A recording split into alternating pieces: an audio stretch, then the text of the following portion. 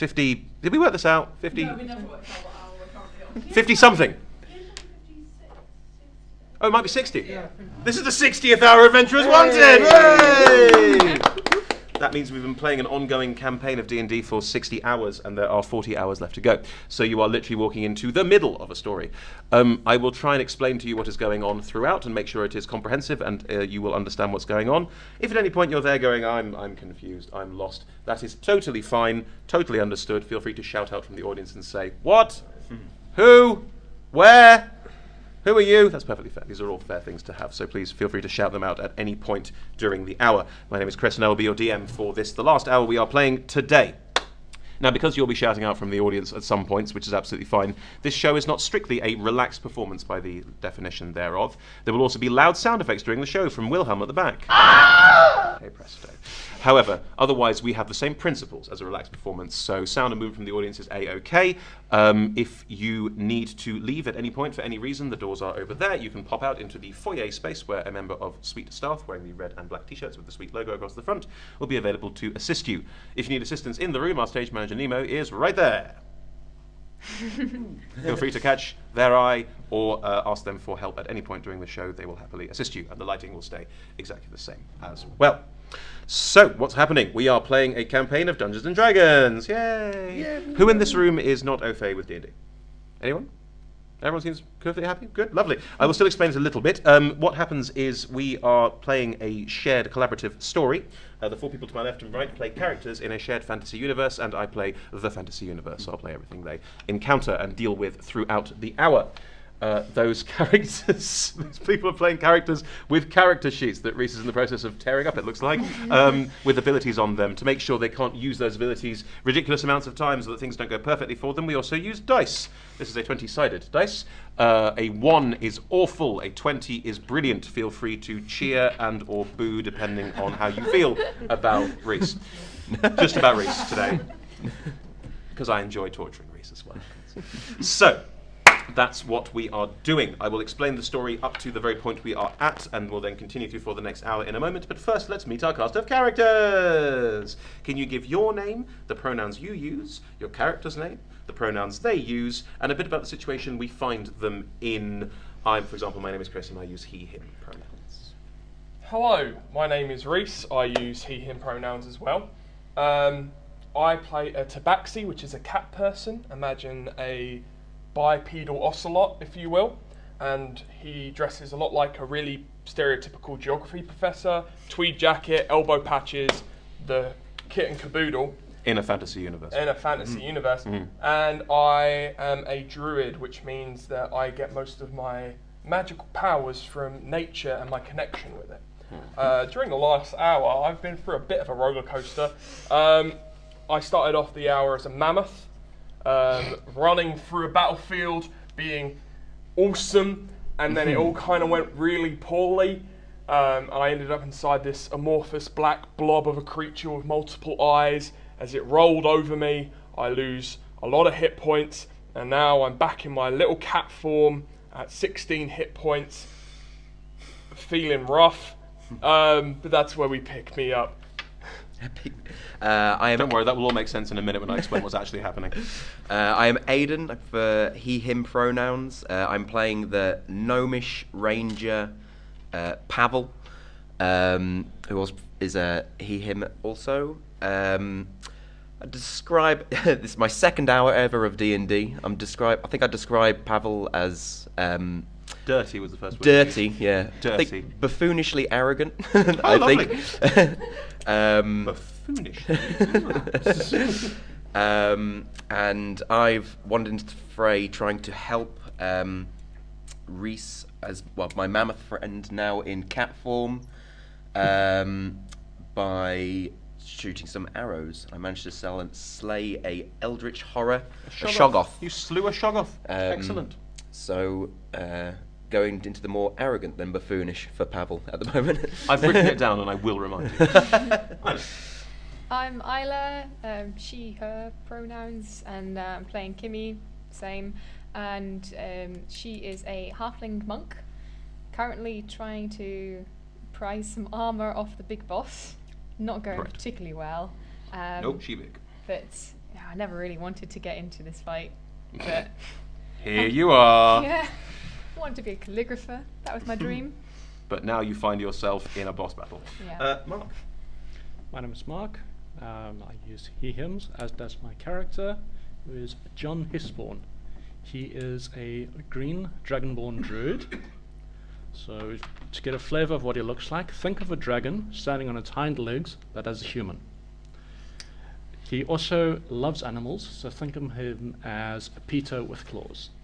If you hurt an animal, he will kill you. There we go. Sorted. Good. Thank you. I think we dive straight back in. Can I have some awful battle music, please, Chloe? The kind of thing that would make you go... Not that. That's not very awful. It's just coming back round to the awfulness. Okay, I trust you. That's all good with me. So, we find ourselves in the midst of a pitched battle between a cult to an evil elder god and a rebellion against said cult of evil elder god. The cult for the last 5 years had taken over the country of Deriland, and the rebellion managed to push them back. However, the cults have counterstruck, yeah, I'm going to use that word, have counterstruck and are now pushing the rebels back to their hometown of Holmwood, and they are in the throes of what appears to be a final battle for this very universe, although considering that we're in hour 60, it is not the final battle for this universe, otherwise we'd have 40 very dull hours left. So, you know, take it as it comes. Lovely! At this very point, two elder things, which are gigantic sort of barrel-shaped, 7-foot-tall tubular monsters with horrible fetid wings and tentaculars all over the place, are cruising into the town from the east and west, passing over the head of John Hisborn in the corner over there. As they pass over, they are appearing to affect the people around them in horrible, strange ways, but we'll get to that. At the same time, one Shoggoth, the only one remaining as two have been defeated by the rebellion, is at this point destroying the wall of Holmwood, a rather small, pleasant mountain town with a palisade wall, and is trying to break its way in. And as it is doing so, the remaining cultists and members are trying to fight their way in as well. However, we are going to start with the ongoing big old battle between the cult leader, Lady Mizoth, where a very large woman, about 7 foot tall, wearing spiked armour and normally holding a gigantic greatsword, but is currently slipped out of her hands and is over there. And she is currently in battle with Simon, leader of the rebellion, and Kimmy, who is literally on her back, trying to use her quarterstaff to prise bits of this horrible spiked armour off her. She appears to be undead underneath it, to be able to hold herself together. There is another person fighting in that fight too, but they are currently occupied by horrible tentacles, so they're not in this battle. Kimmy, you go first. Right. Will you continue what you were trying to do, or try something different? I think the rewards are going to be great if it works. I'll try Cool. one more time. Make those 3 attack rolls, please. Add your Five. modifier. Yeah, 8. Second 8, one, and then 20. 20, and another. 70 plus 21. 21. Only 22. Your first quarterstaff strike as you try and prise into this armour and try and pull it off, slips out of the way, but you redouble your efforts and manage to slide the quarterstaff in between her forearm and the armour. And you're now going to use all of your attacks and your strength to try and prise the armour off her arm. Can you roll the damage, please? 8. Mm-hmm.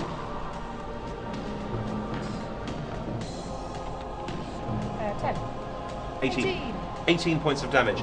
As you push back and as you use all of your halfling monk strength, you realise that you are getting in and pulling this armour off her arm. How would you like to do so? Would you like to swing off the armour, have it pop off? Would you like to sort of push it and stay where you are? I would quite like to pole vault. So I imagine myself bracing against her head. Yes, just yes, about. that's fine, yeah. You are about 3 foot tall, she's 7 foot tall, Yeah. that about works. Yeah. And as the armour comes off, Mhm. then my quarterstaff will dig in, and then I'll just flip over and land. Roll an acrobatics check just to make sure that works well. It's 14. 14, you do so. You pull this and the armour just bounces off her arm and lands on the ground behind. It's very heavy. And it just clangs onto the ground in front of you as you vault over and alongside her. Where the armour has popped out, you see it was not only spiked on the outside, but also on the inside, and the armour has literally torn itself out of her flesh. Where it has torn itself out of her flesh, you see that the flesh around it is dying. The armour is the only thing keeping this undead monstrosity together as that arm starts to fall limp by her side, and she howls with anger and frustration at this moment. Very good. It is over her turn. As you flip and land, she turns and looks at you with her, what looks like a skull plate helmet, but is actually just her skull.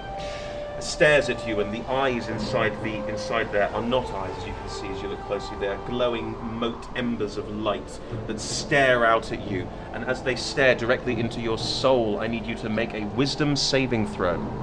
Is this like against being charmed or frightened? Nope, it's against being frightened to the point of paralysis.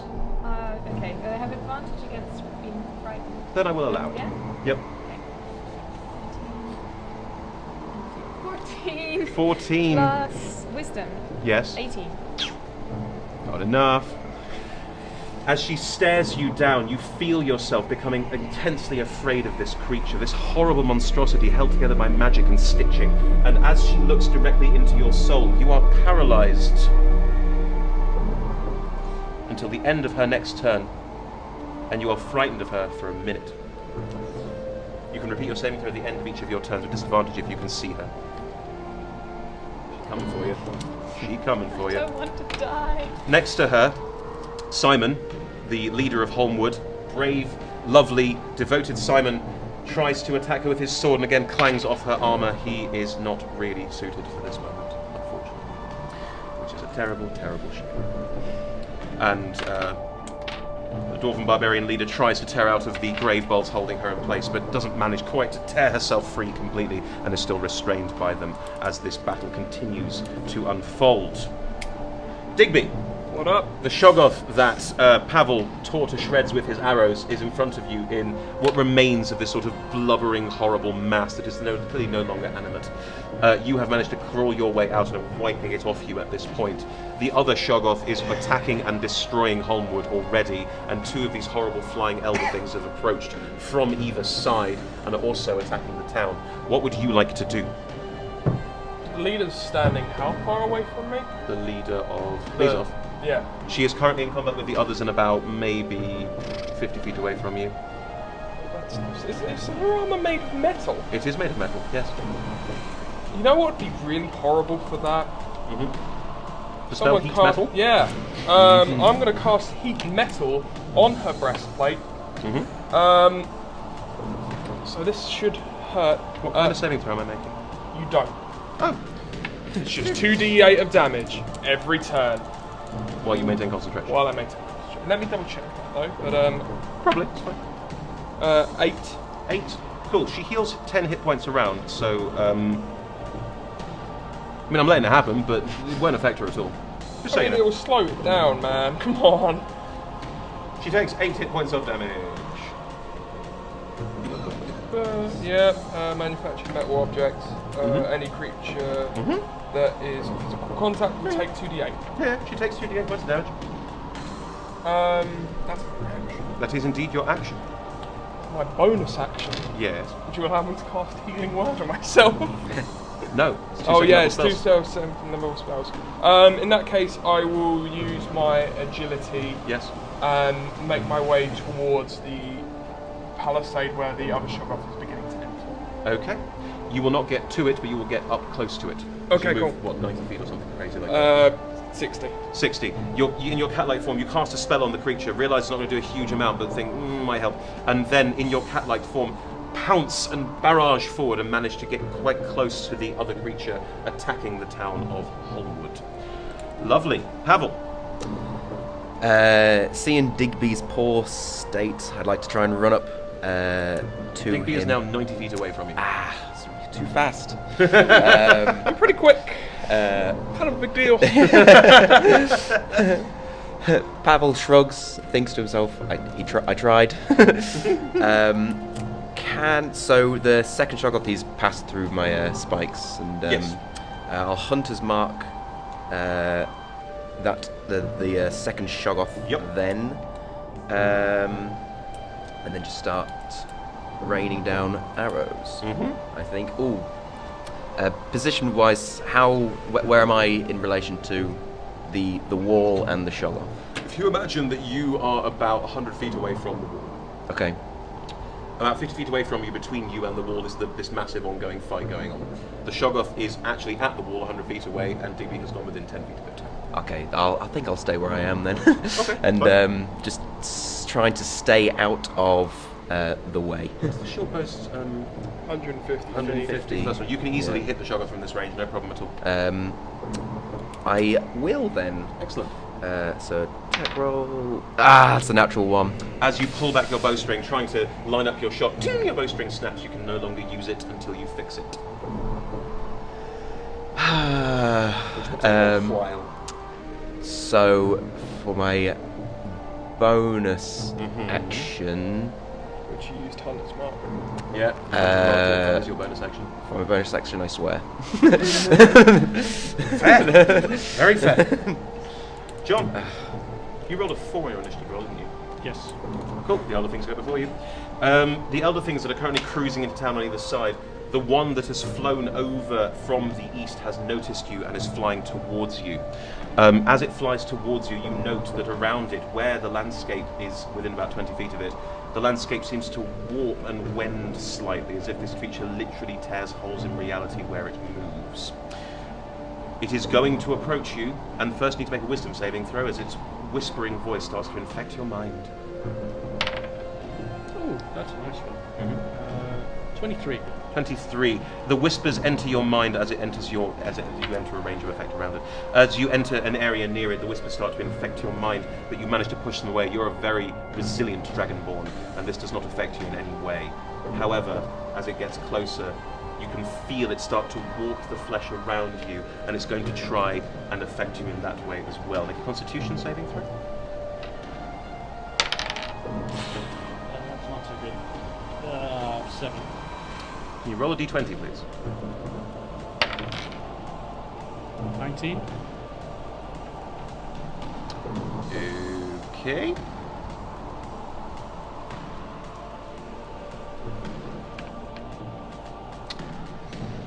As the area around you warps and wends, you feel your eyes start to twist and wend in their sockets. And you suddenly realize that you can't see.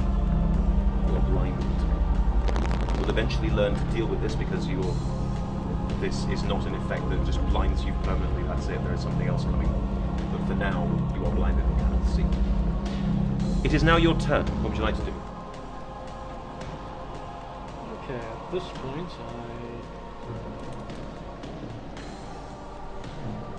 2 seconds. Sure.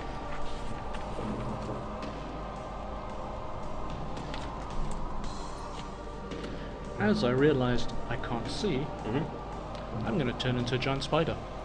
Excellent. You turn into a giant spider. The giant spider has eyes, so you can see. You are now a giant spider. That is your action. What would you like to do with your movement or bonus action? I am going to skitter away from this thing. Yeah, move as back. far Are you as I moving can. into town, up the palisade walks? You have spider climb as a spider. You can climb over things. I would probably head into the first building I can see just to try and get away from this. Lovely. You are crawling over the wall as this creature, realizing you have disappeared, just gives up and goes back towards the town, where you can hear the screams as refugees are trying to escape. As you head over the wall, make a perception check.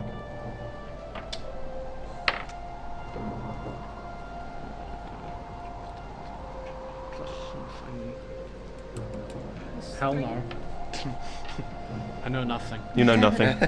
Cool. You know nothing. You don't know what's happening. Right. Kimmy, can you make a perception check at the top of your turn, please? 7. 7. You also don't know what's happening. We'll get there eventually. You are still fighting Lady Mesoth, and you have managed to tear some of her armor off, and it appears to be having some effect. But you are paralyzed, as far as I remember. Yeah. You are paralyzed at the end of her next turn.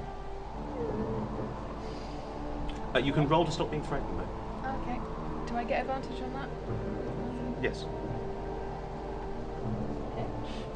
I need that advantage. Yes. I think it's wisdom, right? Yes.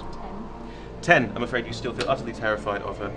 As you stand there, paralyzed, unable to do anything. Checking the rules on paralyzed. attack rolls have advantage.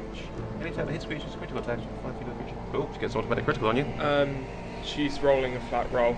Heat metal. She can't drop the object, so she's at disadvantage. Oh! Nice. Thank you, Professor. You're welcome. Very good. Right. She steps forward, one arm by her side, useless, so she loses part of her multi-attack. She only makes one greatsword attack. Grabs her sword out of the ground, ignoring as Simon tries to strike her from the back. He manages to cut through the armor, doing another 7 points of damage to her, but she ignores it, pulling her greatsword out of the ground and trying to decapitate you. What is your armor class at the moment? Does the 20 still count? Not 18. Attack rolls have advantage, but there's no advantage because she's currently on fire. Rules. I'm going to say it's a flat roll on the 18 because you're not moving. Is that alright? Okay. You didn't use your thing on the turn. No. Yeah. So that's a +9 to hit, so a 9 or higher. Yep. Her greatsword slashes into you and literally cuts straight. Now, I'm going to be very clear on this because I want you to know exactly what's happened here. She rolls 4d6 plus 6 on her attack. It's a crit, so it's doubled. If the target is a creature she has sworn vengeance against, target takes an extra 4d6 slashing damage. So 12d6 essentially. 12d6. I have 5. 8, 10, 14, 15, 17, 25, 7. Plus 4 is 31. Plus 6 is 37 points of damage in one fell swoop. Yeah, I'm dead. Unconscious. Well, I'm unconscious, yeah. You're unconscious as the strike leaves out and tries to bisect you. It literally cuts over and through you, cuts into your neck, and cuts you down in a single strike. You are not literally killed in one go, but you are down, and very much heavily down. But she doesn't have multi-attack because you ruined one of her arms. Also, you are no longer paralyzed or frightened because you've gone down. So see how that has. Right, that was her turn. Simon steps up behind, shrieking with rage at this horrible indignity, and manages to cut through her armor again. He is managing to get through her, and does another 6 points of damage. Kind of all for naught though, as she heals another 10 points of damage back. Still, this is clearly a fight they cannot win on their own. Allies, take note. But you failed that perception check, doesn't matter. The Shoggoth is going to continue burying its way into the city, and as it does so, it tears its way through multiple houses and the wall, and is now very much inside Holmwood, turning your beloved home, some of you, not all of you, to bubbling, horrible mess. Digby, at the start of your turn, as you run up to the Shoggoth and are looking at it, make a perception check, please. Sure. Yep. 25. 25. 3 rounds missed. 1, 2, 3. As you look up at this Shoggoth and this situation unfurling in front of you, you hear... You can't tell what it is. There is a terrible, horrifying roar. And then another. 2 roars that sound very similar. And from the mountains, you look up and see 2 white figures flying down from where the barbarians used to live. 2 potential allies, you're not sure, as 2 young white dragons come soaring into the battle. Dottie is not here to see their moment, unfortunately. Their mother is not here, but the 2 young white dragons are flying into battle as their cold breath tears across this Shoggoth. And it fails its saving throws.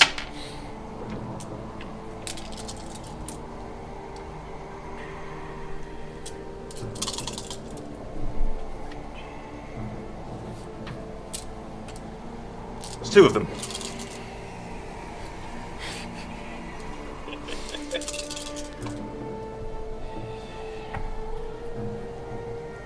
It would take 80 points of cold damage, but it is resistant to cold damage, so it takes 40 points of cold damage as cold air shrieks across Holmwood. There are people have all managed to run away as these 2 dragons tear into the Shoggoth. I look at that and think, and fly by. let them handle that. I turn back towards the big conflict in the centre. Yes. Using my bonus action, I'm going to maintain the damage on Yep. heat metal. That's fine. That's 10. Cool. Negates her regeneration. Sweet, that's what I wanted. Yep. Is there a way I can angle it Yes. so I just get her and my my lightning bolt? Yes. Excellent. I'm going to lightning bolt. Cool. Excellent. As the same electrifying kittens leap out from my fingers and pound through the air towards her monstrous skull. That is a natural 20 on the saving throw. I mean, yeah, she's going to pass then. That's half damage. Yes, it is. Ooh, that's not the best roll. 11, 13, 14, 17, 20, 23 halved is 12. Yeah. 12. 12 points of damage to Mizoth as a lightning bolt shrieks through her undead skull. There's a blackened mark on the side as she reels back. This horrible amount of damage cutting through her. It appears that she is slowly being weakened, but barely taken off half her hit points, guys. She is a big old beastie. However, removing the armor seems to be effective. Just putting it out there. Pavel, what are you up to? Your bowstring is snapped, my friend. Yeah. How close am I to Kimmy? Can I get to? You are within 50 feet of Kimmy. But my speed's 25. If you so- use a dash action, you can dash and reach Kimmy, but then you only have a bonus action. I'll still do it. I think I'll dash to reach Kimmy to Yep. cast Cure Wounds on her. You my can't cast bonus. Cure Wounds, Oh, I that's an can't do action. that. I'm sorry. Okay. But I still have my bonus. Yes, you do. As a bonus action, can I try and drag Kimmy away from being in direct killing blow range? You know what? Roll an athletics KBR. check, tiny little gnome. Let's see what happens. What are you, Kim? No, what is Kimmy I'm again? a half. Halfling. Oh, So- You're both very small. They're both pretty small. One small person. Gnomes are smaller than halflings. Athletics. So I got 18 plus 5, so 23. 23. You reach down and just barrel grab and pull Kimmy out of range of what Mizoth is doing. Pavel thinks he looks real tough. There Real would be tough attacks boy. opportunity. I think it's a nice moment, so I'm not going to take them. Lovely. Very good. Oh. You do so. Lovely stuff. The Elder Things are landing in town and are slowly starting to warp and pervert things around it. Make a perception check again, Spider. Oh my goodness. Change your dice. As a spider, that should be 8. 8. Alright. You don't see this, but I'm going to tell you what happens anyway, because oh my god. The Elder Things that land in town see the dragons flying past and clearly somewhat concerned by this, as, out of the oaken bramble, tears a pack of direwolves, a lot of elven rangers and druids, Kahim, who's in charge of them, and a huge number of Chewinga. Who are these tiny little conifer-shaped creatures who are just bowling into town and attacking one of the Elder Things and appear to be doing considerable damage to it. Spider, what would you like to do? You don't know this. You are currently inside a house. You can see. Would I not be picking that with passive perception by any chance? What is your passive perception?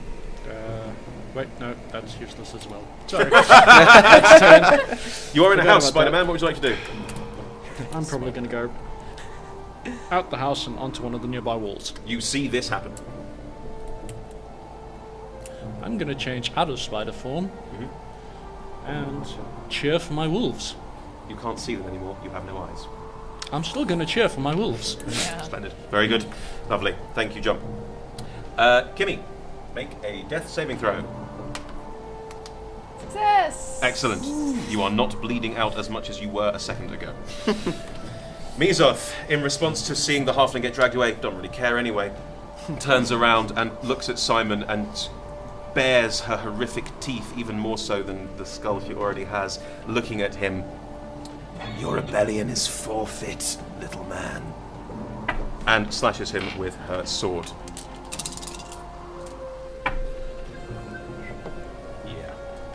The sword blade cuts across Simon's chest and he falls down beneath her.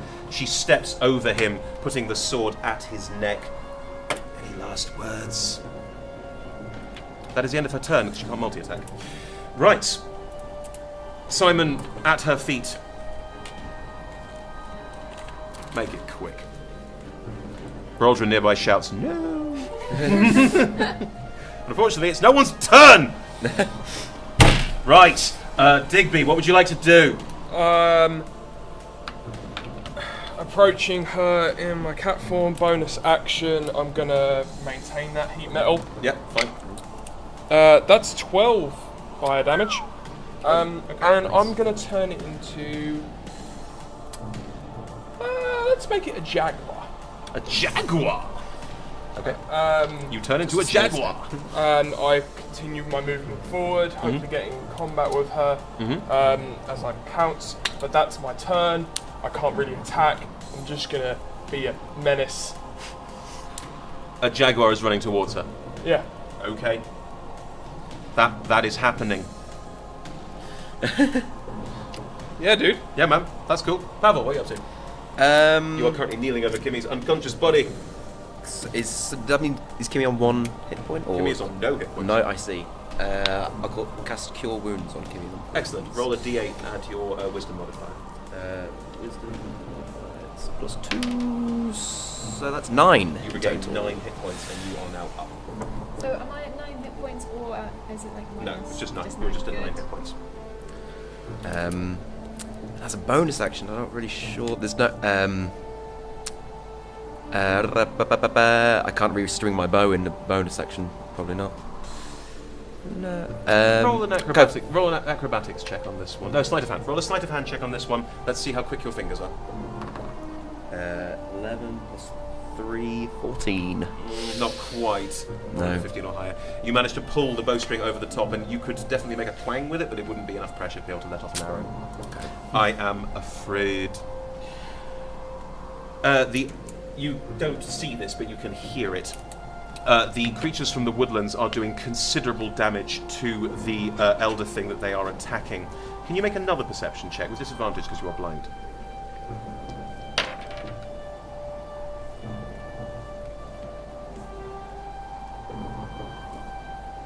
That is 13. 13. You hear also in the... You can't quite make it out, but they are the gravelly growls of orcs. You're not quite sure, you don't know if you were there when the orc tribe was saved by the rebellion, but they are also entering the fray and are also helping with this situation and cutting through the ranks of these creatures. It appears all of your allies are turning up to help save the day. What would you like to do? I'm gonna turn into a direwolf. You turn into a direwolf on the roof. Big green one. Big green direwolf. And I would like to try and get as close as possible to the brawl going on at the bottom. You manage to leap forward and rejoin your pack, attacking this elder thing, and we will roll an attack with the group together on the next turn because of the turn-based initiative. Yeah, okay, Kimmy, you are up at 9 hit points. What do you do? I think I'm just gonna go in again. Are you going to try and remove more of her arm, or are you trying to hit her? Yeah, I'm gonna try and climb up again and try and get the other arm. Oh, sugar. The breastplate is hot. The breastplate is hot. Glowing red. Go for the legs. Go for the legs. Go for the legs. Kneecap her. You're going to try and kneecap her. Okay, make an attack roll. Well, try and wedge the arm. Make all 3 because you... No. So what's that, 14? 14? No. 15. 16. Nope. Still no. What? Your quarterstaff, beautiful wooden quarterstaff, just clack, clack, clack, bounces off her armour at the knee. She is not felled by this in any way whatsoever. My apologies. It is now her turn. First thing she does on her turn, Simon is currently prone. Yep. You stab Simon through the chest and kill him. Did she roll a disadvantage? Why would she roll with disadvantage? Because she's got heat metal on her. I rolled 2 dice, and even the lower dice would have absolutely split it in half. Simon, as an NPC, does not get death saving throws and is just dead. Hardly knew you. Sorry, guys. Our Luke Skywalker. Our Luke Skywalker is dead. just dead. Capital D. Just thunk. Pulls her sword out. Turns to the halfling, fiercely battering at her legs. Seeing how bloodied and bruised she is, with a horrible gash down your neck when the first great sword hits, and just laughs. Just laughs. She's healing all the damage you're doing to her. You're not getting through her armor very well. Yeah, she's having a great day. What she does do as a bonus action is pick up the pieces of her armor off the floor and start trying to reattach them to her arm. Because she a monster. Simon, he's dead. Roldrin manages to tear her way out of the tendrils that she put forward and is now running forward, screaming bloody murder, but can't attack on her turn because that's how this works. So she is attacking on her next turn. So another NPC can fall if you guys don't do something. So, Digby. I will Jaguar. pounce. Have you got Jaguar stats? Yeah, I do. Excellent. I will pounce, but I also maintain concentration on heat metal with my bonus action. Why are you rolling d8s? Because heat metal was d8s. Oh, sorry. Yeah, go on. So that's 7 fire damage. So she only regains 3 hit points. Yep. And then I'll get my pounce out. Get your pounce out. I'm guessing this is a rather ocelot looking forward. I'm guessing this is a rather ocelot looking Jaguar. Yeah. Yeah. That's a 19 to hit. You land on the armor and do damage to her. Can she make a strength saving throw? DC 13. Yeah. Yeah. Alright, she's not prone, but... No. Alright. She takes 4 slashing damage. 4 slashing damage. Cool. There's a Jaguar on her shoulder. That's the Jaguar's turn. That's the Jaguar's turn. Splendid. Very good indeed. Pavel. When her armor came off, did you say that her arm withered? Yes, absolutely. So my aim is to take any leg, like thigh armor off. With my I have 2 short swords. I want to pry my short swords down and try and lever that. Excellent. Make 2 attack rolls. Pretty much top height. You are 3 foot tall, so 2 attack rolls. What's a 4? 4 plus 1. Oh, 6. That's a 10 and a 13. I'm afraid your swords skip off the gigantic armor and have no impact. If anything, there's a slight kick back as you get knocked back by her gigantic metal foot. Tiny person at each leg. There's a Jaguar on her shoulder, 2 little people on her legs. Yeah. Right. Bonus action? Oh, for bonus action, I'll lift up my legs, kick off, and try and execute a sweep backflip and land away from her. Just get a sweep backflip. I'll allow it. That's perfectly fine. There's no rules benefit whatsoever. Style points. Style points. Yeah. I look around. Can you make all of your attack rolls as a direwolf, please?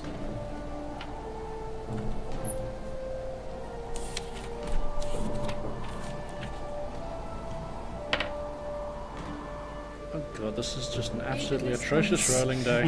How many attacks do you get? That's 2. 2. Oh, that one hopefully will hit. Second one's 18. Yep, that hits. Rolling for your buddies. That is 7 piercing damage. Cool. Between you and the other dire wolves, you are tearing this elder thing down. Its warping effects sort of flow around all of you, but the power of nature and the power of your drive is just allowing you to jump on and slowly destroy and tear this creature apart. The chewinga, these little pinecone chain things, they seem to be just rolling up to the other one and just trying to stack up on top of each other, trying to block its path. And as they do so, they're glowing with this green energy, and you can see they are being warped and destroyed by this creature. But the green energy they are currently exuding, this dull, low green, is also washing through it and clearly seriously damaging it. It looks like neither of these things will be that effective. The 2 dragons also make another pass. I won't roll the whole thing because that's madness, but they are also still destroying this Shoggoth, and the Shoggoth looks like it is nearly frozen solid as these 2 dragons make another pass on it. Your allies are helping you carry the day here, absolutely. Kimmy, what would you like to do? I mean, You have Stunning Strike as a bonus, so you could try and stun. That's, yeah, probably. She has a ridiculous constitution modifier, so it'll be very difficult, but you could try. You can also use things like patient defense, or use your key points to multi-strike, things like that. Yeah. Like if you used your multi-strike there, if you used a flurry of blows and used all those blows to try and pull off some leg armor at the ladder. Okay, let's do that. Cool. Flurry of blows. Flurry of blows. Flurry of blows. 4 attacks. Let's hope at least 2 of them break 17. No. Fail. No. Fail. Yes! Yes, Natural 1. 20! Natural 20 counts Yeah. for 2. One more. And no. It's natural 20 in there. You flounder at this leg armor, trying desperately to get it off, and suddenly reach inside and find a clasp and just pull this entire leg armor piece off. The whole thing is coming off the leg and falling to the ground beneath you. As this happens, the entire leg starts to wither and desiccate, and she's looking horrified as in about half of her limbs are now desiccating as she tries desperately to regain pieces of her armor from this moment. It is now her turn. She's going to use a whole action to try and regain pieces of her armor. She manages to pick them up, but doesn't quite know how to attach them to herself, and is currently just, while trying to fight off 2 little things and 1 big thing on its shoulders, trying to make sure all her armor is still attached, but it is not. She is not looking well, and her AC is definitely lowered by this. Jaguar! So, my head's going to try, like my bite is going to kind of come down on top of the skull and just find those points behind the ears and in the temples. I'm just going to try and pop. Okay.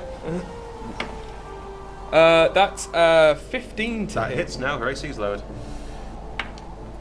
Oh man, 3 piercing damage. You clamp down and the skull pops. Doesn't stop her at all, but she has no head. Wait, what? She's undead, man, doesn't matter. Yeah, fair. Doesn't need a head. All these years of zombie movies have lied. There's no brain. It's a skeleton. The Jaguar turns the Lady Mizar's skull into dust, but it's the armor's still moving. She's still there. It's just that she has no head. Lovely. Pavel. Pavel's going to attack the newly exposed leg. Yes. Where there is no armor, and I have an extra attack. Yes, you do. So, thinking of something cool to say, he doesn't. So that's a 15. That hits. And a 9. The 9 does not, but the 15 does. As you stab deep into the flesh, you can double the damage on this. Ooh. Desiccated flesh. So, 3. So that's a 5. So 10. So 10. She takes 10 points of damage as you cut into her now exposed leg, and the meat and flesh and whatever is left of it is just falling apart. Without this armor holding her together, she is nothing. And she also has no head. Yeah. With my bonus action, I like to do Slayer's Prey. Another D6. Do I use it straight away? Yeah, Is you this use alright? D6 on your action, technically. Oh, so okay. Just add the damage on and double it again. So that's 1. Right, okay. You are slowly hacking away at her and tearing her down. Broldrin is also running in and seeing your 2 strikes on the leg and seeing what impact it has. The barbarian hefts her gigantic great axe. Yep, and slashes deep into this leg, cutting it off. Oh! Pavel shouts out partial credit.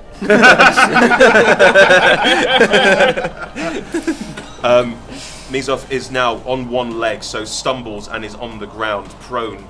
No head, can't talk, one arm desiccating, trying to grab pieces of the armor all round her. She is prone on the ground. Kimmy, you attack with advantage as she's prone on the ground. Okay. And she's not looking well. Try and get the back plate. Try and get the back plate off. Cool. Yeah. You're using a key point to make 4 attacks. Yes. Cool, roll 8 times. No! Okay, so double is with roll advantage. With advantage. Yeah, you're rolling attacking with advantage, which is correct. Yeah, can I borrow that? That hits. Yep. 12 plus 5. That hits. Actually, it's currently 15.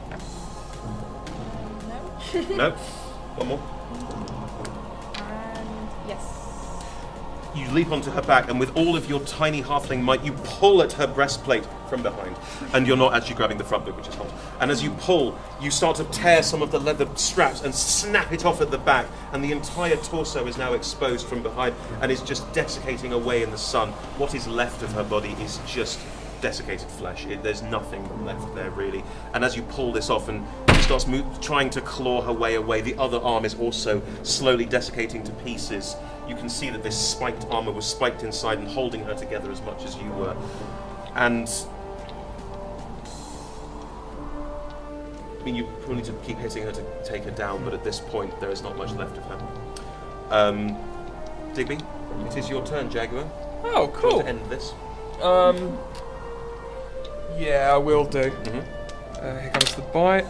Natural 20. So is that doubled, then doubled again? Because It's quadrupled, yes.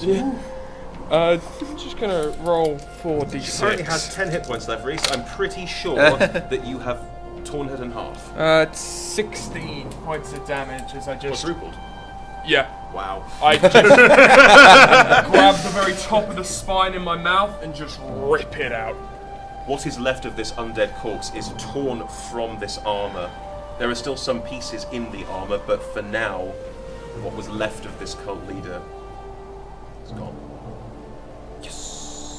At the same time, the Shoggoth inside town has been frozen solid by the two dragons, who are now landing on top of it and idly picking at it, seeing if it's rather tasty.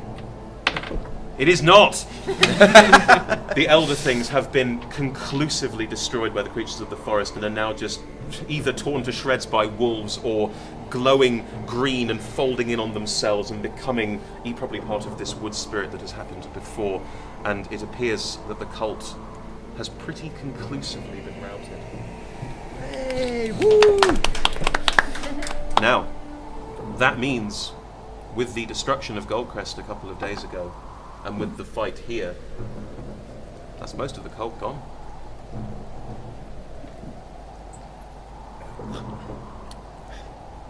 I revert.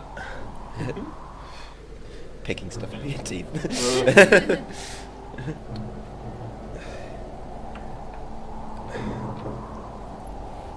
This is a victory, but it feels hollow. Roger's kneeling next to Simon, who is dead.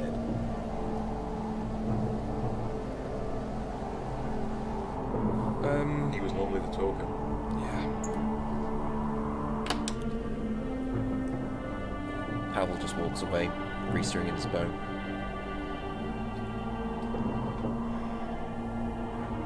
A good half of your forces have been destroyed by this as well. Most of the refugees and people who were non-combatants are fine, not that badly affected by this, but there are many dead people. I go over to Simon's body, and I kneel over it, and I just, using my druid craft, these small little green cats like protrude out my fingertips and go over the body, and just start covering it in this like white myrtle and ivy, and just tries to make it look a bit more presentable. Up the path from the south, you see figures approaching, people who were dealing with you with some of the issues in Goldcrest, including Usadris and Elassie. They approach the situation, realise what's going on, and just say nothing. Just are there as well, paying their respects.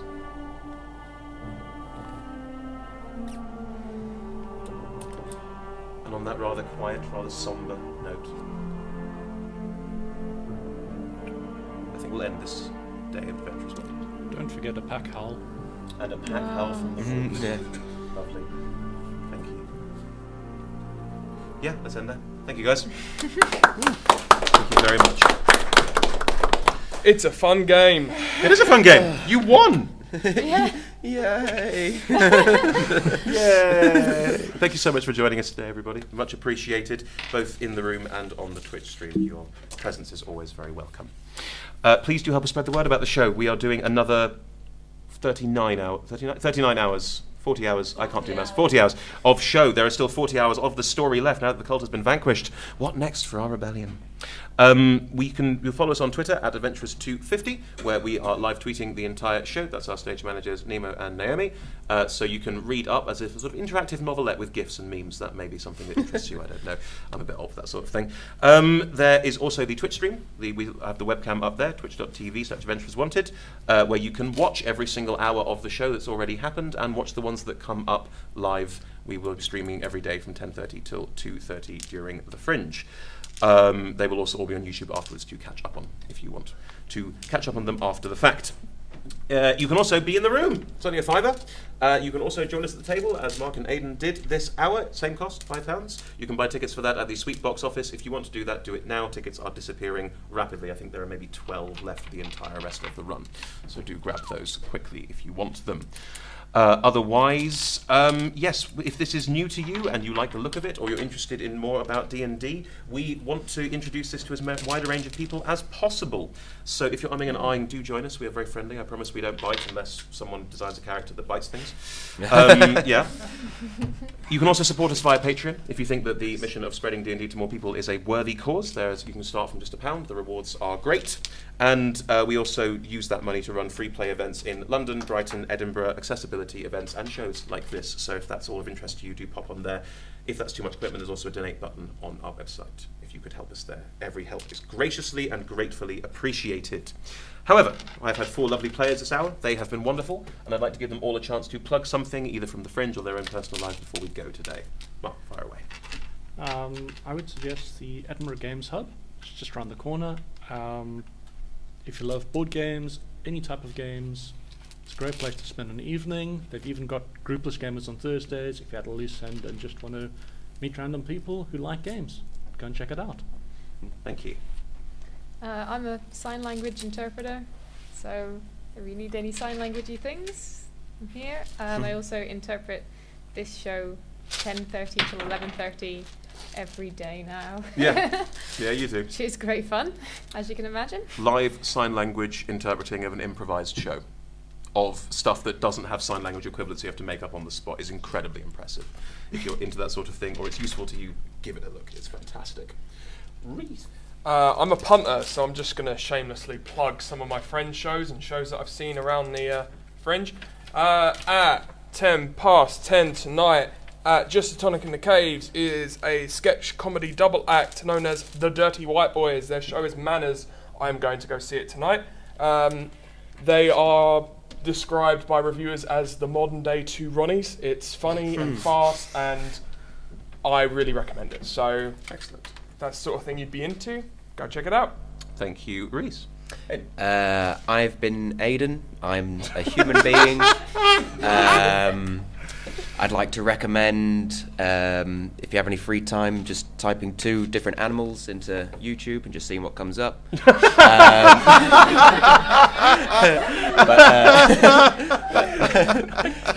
No shows to plug. Lovely. Ocelot Mammoth. Ocelot I'm concerned by what might turn up on Ocelot Mammoth. Thank you ever so much, everyone, for joining us. It's been a lovely day, and thank you for being part of it. We hope you can join us another day for Adventurers Wanted, maybe tomorrow, maybe further down the week, or in the last week of the Fringe. Or if this is the last time we see you, have a lovely Fringe and enjoy yourself out there. There's plenty of other shows to see. Thanks for your time. Cheers.